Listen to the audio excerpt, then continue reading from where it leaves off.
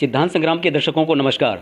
आज सिद्धांत संग्राम की टीम है दिल्ली की साउथ दिल्ली में, जहां हमारे साथ हैं बीना राय जी। अगर बीना राय जी की अगर बात करें तो महिला की आवाज़ एक सामाजिक संस्था है, उसकी संस्थापिका हैं।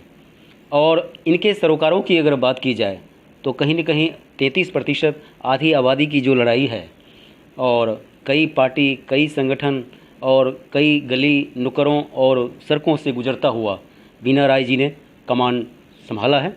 और नया युग, नया जोश, नया जज्बा, और कहीं न कहीं उस आबादी की, जो आबादी को कहते हैं कि उस आबादी का यदि आशीर्वाद मिल गया तो भारत सचमुच में धरती का स्वर्ग था, है और रहेगा। तो आइए डायरेक्ट चलते हैं बीना राय जी की अदालत में, महिला की आवाज़ की संस्थापिका बीना राय जी के साथ। बीना राय जी, सिद्धांत संग्राम मीडिया ग्रुप में आपका स्वागत है। और पहला सवाल देश क्या और सिद्धांत संग्राम परिवार क्या है, आपसे यह समझना चाह रहा है कि 33% आरक्षण की बात आप उठा रही हैं, आखिर इसके पीछे क्या राज है, क्या चाहती हैं, कैसी दिल्ली, कैसा भारत? जी, मैं सर्वप्रथम ये कहना चाहती हूँ कि भारत में 50% महिलाओं की आबादी है। उसके अनुसार महिलाओं को क्या मिला? 33% आरक्षण की मांग ये अभी की मांग नहीं है, ये कई वर्षों से चली आ रही है, जो अभी तक पूरी नहीं हुई है। अगर हम बात करें भूतपूर्व सरकार की, तो उन्होंने भी महिलाओं के लिए बहुत बड़े बड़े वादे किए हैं। और अगर हम बात करें वर्तमान सरकार की, बेटी बचाओ बेटी पढ़ाओ का नारा केवल विफल है, पूर्ण तरह से विफल है। क्योंकि जब तक ज़मीनी तौर पर महिलाओं को अधिकार नहीं दिया जाएगा, 33% का आरक्षण नहीं दिया जाएगा, तब तक कोई भी महिला किसी भी डिपार्टमेंट से लेकर अपने अधिकार को प्राप्त नहीं कर सकती है। केवल नारेबाजी की राजनीति बंद होनी चाहिए और सचमुच का अधिकार महिलाओं को मिलना चाहिए। जी, बीना राय जी, बात स्पष्ट नहीं हो रही है। 33% आरक्षण की जो बात कर रहे हैं, अगर 33% मिल जाता है तो क्या हो जाएगा, क्या बदलाव आ जाएगा नारी जाति में? बदलाव बहुत बढ़िया आएगा, जिससे कि महिलाएं स्वयं ही अन्य पदों पर, राजनीतिक से लेकर सरकारी नौकरियों व अन्य नौकरियों पर स्वयं ही चली जाएंगी। जब तक आप उन्हें चलने के लिए एक सहारा एवं लाठी नहीं देंगे किसी व्यक्ति को, तो वो कैसे चलेगा? आप बात करते हैं महिलाओं को आगे बढ़ाओ की, लेकिन आप मुझे एक बात बताइए, जब तक महिलाओं को कुछ, आज कभी भी हम महिलाओं की बात करते हैं तो महिलाओं के लिए करते क्या हैं? कितनी राजनीतिक पार्टियों ने महिलाओं को राजनीतिक पदों पर बिठा दिया है। 10% भी जब ये टिकट का वितरण करते हैं तो 10% भी महिलाओं की भागीदारी नहीं होती है। सरकारी नौकरियां केवल एक जुमला है जो पूरी तरह से विफल है। सरकारी नौकरियों पे भी महिलाओं का कोई अधिकार नहीं है। 33% आरक्षण लागू होने से क्या होगा? महिला स्वतः ही अन्य पदों पर और एवं हर जगह पर, हर स्थान पर, हर पदों पर स्वयं ही बैठ जाएंगी। बीना जी, आप क्यों मानती हैं कि सभी, वर्तमान सरकार की बात करें या पिछली सरकार की बात करें, सबका कहीं न कहीं 33% आरक्षण के बारे में एक ही राग, एक ही सुर और एक ही ताल है? महिलाओं ने मेहनत बहुत की है, हमारा इतिहास गवाह है। समाज सेविका के तौर पर पहले क्रूर प्रथा चलती थी, विधवाओं को सती प्रथा, बाल विवाह जैसी। उसके बाद बहुत ही यातनाएं सहकर महिलाएं आगे बढ़ी हैं।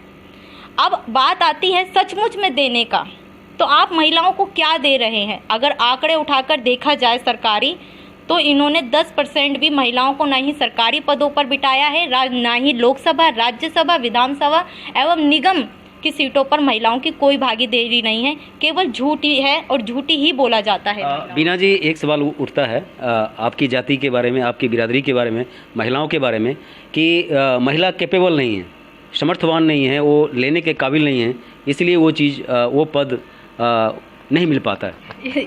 ये जो बोलते हैं, या तो फिर उन्हें पूरी जानकारी नहीं है। जहाँ चांद पर महिला पहुँच गई है, कल्पना चावला जी और सुनीता विलियम्स, तो वहाँ ये कहना कि महिला कैपेबल नहीं है तो पूर्ण तरह से मूर्खता की पहचान है, जो व्यक्ति ये कहता है। जी, अगर सावित्रीबाई फूले की अगर बात करें तो आपका मानना है, और आपके जैसे जो समाज सेविका हैं, समाज के चिंतक हैं, उनका मानना है कि प्रथम शिक्षिका के तौर पर सावित्रीबाई फूले का जो योगदान है वो कहीं न कहीं प्रथम ऐसी गुरु रही हैं, ऐसे थाती जो गौरवपूर्ण इतिहास है सावित्रीबाई फुले का। तो ऐसा आप क्यों मानती हैं? मैं सबसे पहले हाथ जोड़कर सावित्रीबाई फुले को नमस्ते और प्रणाम करती हूँ। मेरी इन आँखों ने उन्हें देखा नहीं है, लेकिन केवल इतिहास में पढ़ा है। जी। सबसे पहली कन्या पाठशाला खोलने वाली सावित्रीबाई फुले को मेरा नमन है एवं मुझे उन राजनीतिक पदों पर, सभी पदों पर बैठी हुई महिलाओं से पूछना चाहती हूँ कि बड़े बड़े पदों पर बैठकर उन्होंने सावित्रीबाई फुले एवं महिलाओं की बात क्यों नहीं की है। सावित्रीबाई फुले ने सबसे पहली कन्या पाठशाला खोली, शिक्षित बनाया कन्याओं को। और हम शिक्षा दिवस किसके नाम से मनाते हैं? हम शिक्षा दिवस जो मनाते हैं वो सावित्रीबाई फुले के नाम से मनाया जाना चाहिए था। ये कभी किसी ने सोचा क्यों नहीं? किसी प्रभावशाली महिला ने क्यों नहीं सोचा? किसी राजनीतिक पदों पर बैठे हुए नेताओं ने क्यों नहीं सोचा? इस विषय में सोचना बहुत जरूरी था। सावित्रीबाई फुले केवल एक नाम नहीं है, एक वीरांगना है जिसने यातनाएं सहकर, दुख सहकर, ईंट पत्थर खाकर शिक्षित भी हुई और शिक्षा भी दी। अगर शिक्षा दिवस की अगर बात करें तो वर्तमान सरकार से जो भी चैनल को देख पा रहे हैं और इस चीज़ को ऐतिहासिक धरोहर है, एक थाती है, एक गौरवपूर्ण इतिहास, एक सुनहरा पृष्ठ है सावित्रीबाई फुले और ज्योतिबा का। तो आप क्या अपील करना चाहेंगे कि शिक्षा दिवस के रूप में कहीं न कहीं जो धरोहर है, उनका जो योगदान है उस समय में जब वो कहीं न कहीं दकियानुसी सोच, अंधविश्वास का मकर जाल, भंवर जाल के बीच सावित्रीबाई और ज्योतिबा फुले। जी। सावित्रीबाई फुले जी का नाम अगर हम लेते हैं तो बहुत ही ज्ञानी पुरुषों को एवं जिनको जानकारी है उन्हें ही पता है। आज भी छोटे बच्चों से पूछा जाए तो वो नहीं जानता है। कस्बे और गाँव में शायद हमारे बुजुर्ग ही जानते होंगे, लेकिन पाठशालाओं में एवं सावित्रीबाई फुले को कौन जाता है। मैं चाहती हूँ कि सावित्रीबाई फुले जी को वो सम्मान दिया जाए जिसकी वे अधिकार रखती हैं। वो सम्मान तो दिया ही नहीं गया है उन्हें। सावित्रीबाई फुले को मैं वर्तमान सरकार से हाथ जोड़कर निवेदन करती हूँ कि सम्मानित सावित्रीबाई फुले जी को शिक्षा दिवस के उनके जन्म की तिथि, जिस जन्म में वो पैदा हुई, जिस समय वो तिथि पे पैदा हुई है, उस तिथि के अनुसार शिक्षा दिवस मनाया जाए। अगर उनसे ये भी नहीं हो पाता तो महिला दिवस उनके नाम से मनाया जाए। मेरी वर्तमान सरकार से यही मांग है कि सावित्रीबाई फुले को अब सच में उनको सम्मानित करने का समय आ गया है।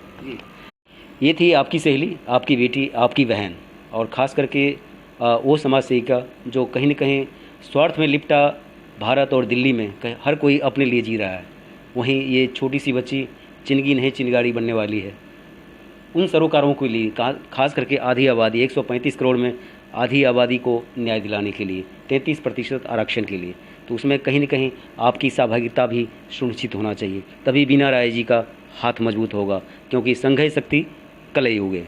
फिर मिलते हैं नए मुद्दे, नए सरोकार, नई संस्कृति, किसी नए हलचल के साथ। तब तक जुड़े रहें और देखते रहें सिद्धांत संग्राम। सलमा खां के साथ विजय विद्रोही, साउथ दिल्ली।